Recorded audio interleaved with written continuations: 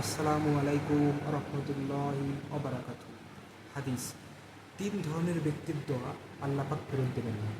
প্রথমত, প্রথম ব্যক্তি হলো সেই ব্যক্তি যে রোজা অবস্থায় আল্লাহর কাছে দোয়া করে, অর্থাৎ রোজাদারের দোয়া আল্লাহ পাক কখনোই ফেরত দেন না। ঠিক এই জন্য বলেই যে আমাদের এই মাসটাই, আমাদের বর্তমানে রামাদান মাস চলছে, আমাদের এই মাসটা রামাদান মাস চলছে, যারা আমরা সওম পালন করেছি, আল্লাহর রাস্তায় সওম রাখছি, আমরা যেন আল্লাহর কাছে বেশি বেশি করে দোয়া করি, দোয়া যেন করতে না ভুলে যাই। বিশেষ করে ইফতারির সময় ছাড়াও আমরা সারাদিন দোয়া করবো আল্লাহর কাছে।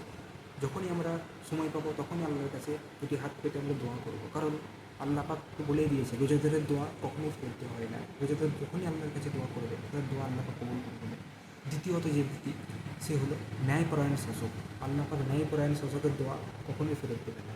তৃতীয়ত হলো মাজলুম, যে মাজলুম মানে যার উপর জুলুম করা হয়েছে, যার উপর জুলুম করা হচ্ছে, কোনো জালেম যার উপর জুলুম করেছে, এই মাজলুম ব্যক্তির দোয়া আল্লাহ পাক কখনোই ফেরত দেবে না।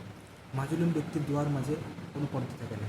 তাই মাজলুম ব্যক্তি যখন আল্লাহর কাছে দোয়া করবেন তখনই মানে তাই মাজলুম ব্যক্তির দোয়া আল্লাহ পাকের কাছে কবুল হয়ে যাবে। তাই আসুন আমরা যেন বেশি বেশি করে এই রমাদান মাসটা কাজে লাগাই এবং আল্লাহর কাছে দোয়া করি। আসসালামু আলাইকুম রহমতুল্লাহি ওয়া বারাকাতুহু। হ্যাঁ, ভিডিওটা শেয়ার করে দিন, অন্যকে দেখার সুযোগ করে দিন।